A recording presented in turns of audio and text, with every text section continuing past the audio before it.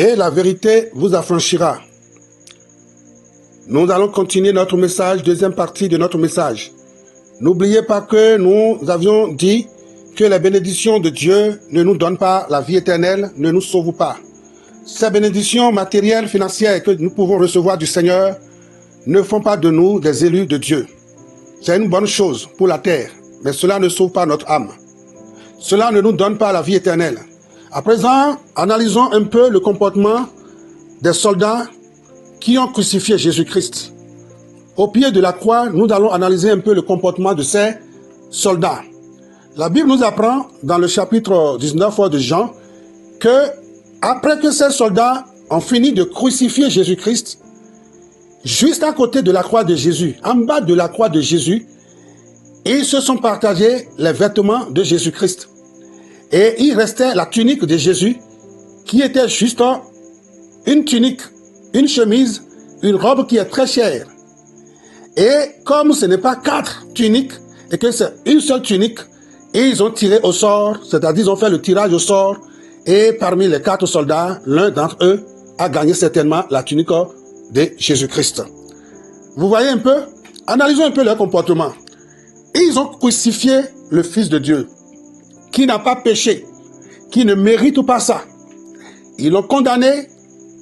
Eux, ils ont joué le rôle d'aller crucifier. Ils ont été ordonnés par Ponce Pilate de crucifier Jésus. Et c'est ce qu'ils ont exécuté. Après avoir exécuté l'ordre de Ponce Pilate, qui est de crucifier Jésus-Christ, le Fils de Dieu, à la croix, quand ils ont fini leur travail, leur boulot, près de la croix de Jésus-Christ, ils ont pris les vêtements que Jésus-Christ a laissés. Ils ont pris ces vêtements pour partager ces vêtements et tirer au sort la tunique de Jésus. Et l'un d'entre eux a certainement gagné la tunique de Jésus. Quel objectif ont-ils ces soldats? Qu'est-ce qui les préoccupe? C'est quoi? Qu'est-ce qui les intéresse dans cette affaire de la crucifixion de Jésus-Christ? Ce qui les intéresse, c'est juste les vêtements et tuniques de Jésus. Que c'est malheureux. Que vraiment c'est malheureux. Et ils sont auprès de Jésus. Et ils n'ont pas réfléchi un instant. Mais celui-là, cet homme, il n'est pas comme les autres brigands que nous avons crucifiés. Mais cet homme, il est différent. Ce Jésus que nous avons crucifié, quelles sont les implications pour nous? Quelles sont les implications pour notre avenir? Est-ce que nous n'allons pas prendre le temps de méditer un peu sur la mort de cet homme? Puisque nous avons eu à entendre de lui beaucoup de bonnes choses. Et voilà qu'il a été injustement condamné. Maintenant, qu'allons-nous faire? Ils n'ont pas cherché à demander pardon à Jésus. Ils n'ont pas cherché à expliquer à Jésus, écoute Jésus, nous avons reçu l'ordre de te crucifier. Sinon, nous n'en avons pour rien. Ce n'est pas nous. Ne serait-ce que nous n'allons jamais te crucifier. Mais nous avons reçu l'ordre de nos supérieurs pour te crucifier. Ils n'ont pas fait comme le brigand qui était crucifié au même jour que Jésus-Christ. Le brigand qui était à la droite de Jésus, qui reconnaît que Jésus ne mérite pas ça. Qui reconnaît que Jésus-Christ est saint. Jésus-Christ n'a pas commis un crime pour mériter cette mort de la croix. Mais lui, en tant que brigand, il mérite cette croix. Mais Jésus ne mérite pas cette croix. Et il va s'adresser à Jésus-Christ en disant à Jésus, Jésus, souviens-toi de moi quand tu seras au paradis. Souviens-toi de moi quand tu reviendras. Et Jésus-Christ va lui dire, c'est déjà trop tard. C'est déjà quelque chose que je ne vais pas mettre c'est-à-dire très long. Je ne vais pas te programmer pour des semaines, pour des mois, pour des années. Mais non, puisque tu reconnais que tu es pécheur, puisque tu reconnais que toi tu mérites cette mort de la croix, et que moi tu me reconnais comme le juste de Dieu, qui ne mérite pas de mourir à la croix, et que tu viens de confesser de cette manière tes péchés, tu reconnais que tu es pécheur, ce jour même, je vais te retrouver dans le paradis. Vous voyez, le brigand à la droite de Jésus-Christ, lui, il reconnaît qu'il est pécheur et que Jésus-Christ est le sauveur. Aussitôt, Jésus lui a dit, aujourd'hui même, nous serons, tous les deux, nous serons au paradis. Jésus a pardonné ses péchés. Jésus a ôté, par son œuvre à la croix, il a ôté le péché de cet homme, ce brigand. Et quand il a rendu l'âme, il s'est retrouvé dans le paradis. Normalement, ces soldats devaient aussi penser de la même manière que ce brigand à la droite de Jésus. Ils devaient aussi parler en reconnaissant leur état pécheur et en demandant pardon à Jésus. Ils pouvaient dire, Jésus, souviens-toi de nous. Nous t'avons crucifié, mais ce n'est pas notre faute. C'est notre supérieur qui a ordonné de le faire. Et on a fait ce sale boulot. Sinon tu es juste.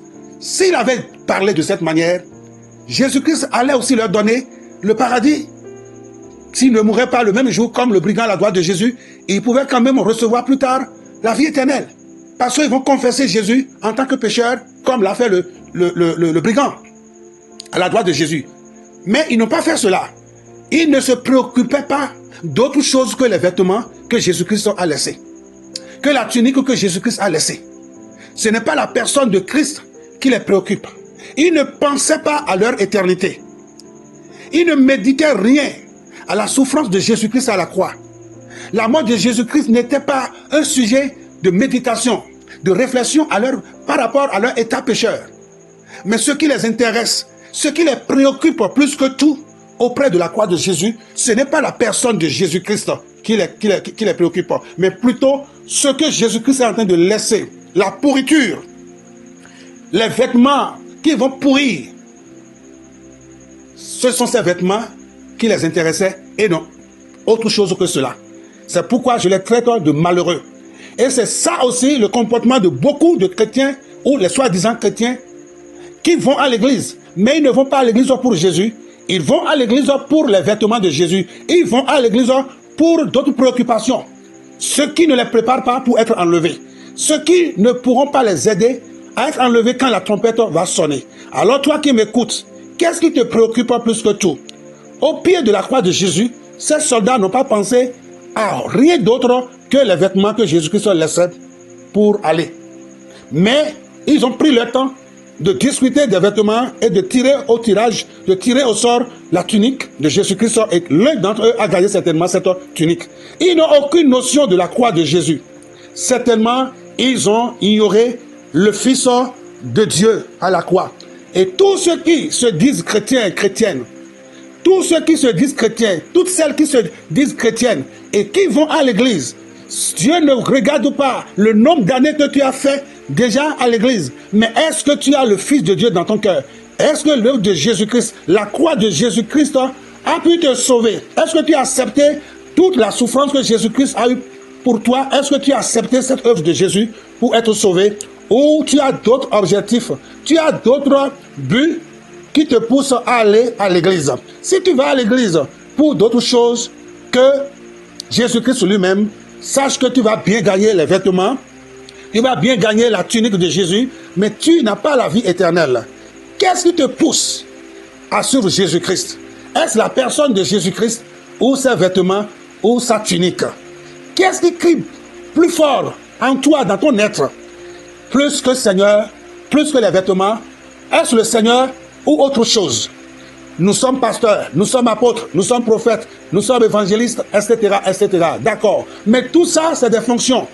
Est-ce qu'en tant que pasteur, apôtre que nous sommes, prophète que nous sommes, enseignant que nous sommes, tous les titres que nous voulons, est-ce que, hormis tout ça, nous avons Jésus-Christ dans notre cœur comme notre Sauveur et Seigneur de notre vie? Alors, c'est seulement lorsque nous sommes conscients, seulement lorsque nous avons cette conviction que nous pouvons être enlevés. Jésus revient bientôt. Nous envoyons ces messages de l'évangile partout dans le monde pour que quelqu'un nous écoute et se prépare. Tous ceux qui sont remplis des amusements, qui prennent les églises locales comme des lieux, des temples comme des lieux de loisirs, des lieux de plaisir. Je vais là-bas pour laisser un peu de côté mes soucis. Vous qui prenez les endroits où on écoute la parole de Dieu comme étant des endroits pour satisfaire ou bien pour diminuer un peu de soucis, repentez-vous, sachez que Jésus-Christ n'est pas là pour des vêtements, Jésus-Christ est là pour la vie éternelle. Ils se sont partagés ces vêtements. Qu'est-ce qui te pousse à être chrétien? Tu es chrétien pourquoi?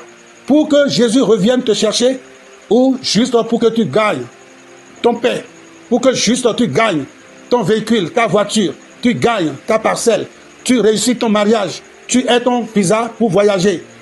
Qu'est-ce qui est dans ton cœur? Est-ce les vêtements de Jésus-Christ ou Jésus-Christ lui-même, la personne de Christ elle-même qui te préoccupe plus que tout? Aucun pécheur ne sera enlevé s'il n'a pas accepté Jésus-Christ avant. Que le Seigneur vous bénisse. Ils se sont partagés ces vêtements. Que le Seigneur vous en éclaire. À bientôt.